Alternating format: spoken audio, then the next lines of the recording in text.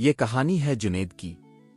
ایک ایسا لڑکا جسے دیکھ کر ہر کوئی کہتا تھا یہ تو کبھی سیدھا نہیں ہو سکتا۔ اسے کبھی سکول کی پڑھائی میں دل نہیں لگتا تھا اور نہ ہی کسی بات کو سنجیدگی سے لیتا۔ کبھی چھت پر پتنگیں اڑاتا، کبھی گلی میں شور مچاتا۔ محلے والے کہتے جنید بس شرارتوں کی مشین ہے، لیکن جنید کا دل سچا تھا۔ وہ کسی کو دکھ دینا نہیں چاہتا تھا، بس اسے خود ابھی تک یہ سمجھ نہیں آئی تھی کہ وقت کیا چیز ہے اور ذمہ داری کس بلا کا نام ہے۔ پھر ایک دن اسکول میں ایک مقابلہ ہوا۔ اپنے خواب بتاؤ۔ سب بچوں نے کچھ نہ کچھ بولا۔ کوئی ڈاکٹر، کوئی انجینئر، کوئی پائلٹ بننا چاہتا تھا۔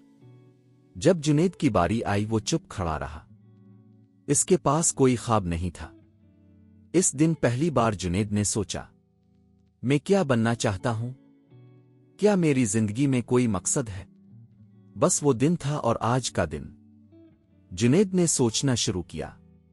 اب وہ اسکول میں دھیان دینے لگا اور محلے والوں کے ساتھ کوئی شرارتیں نہیں کرتا تھا۔ وہی جنید جسے سب نالائق کہتے تھے، اب محلے کے سب بچے اس کی عزت کرنے لگے۔ لیکن وقت کے ساتھ ساتھ جو خود کو پہچان لے وہی اصل میں عقل مند ہوتا ہے۔ جنید نے سیکھا کہ زندگی صرف ہنسنے کھیلنے کا نام نہیں، بلکہ کچھ کر دکھانے کا بھی ہے۔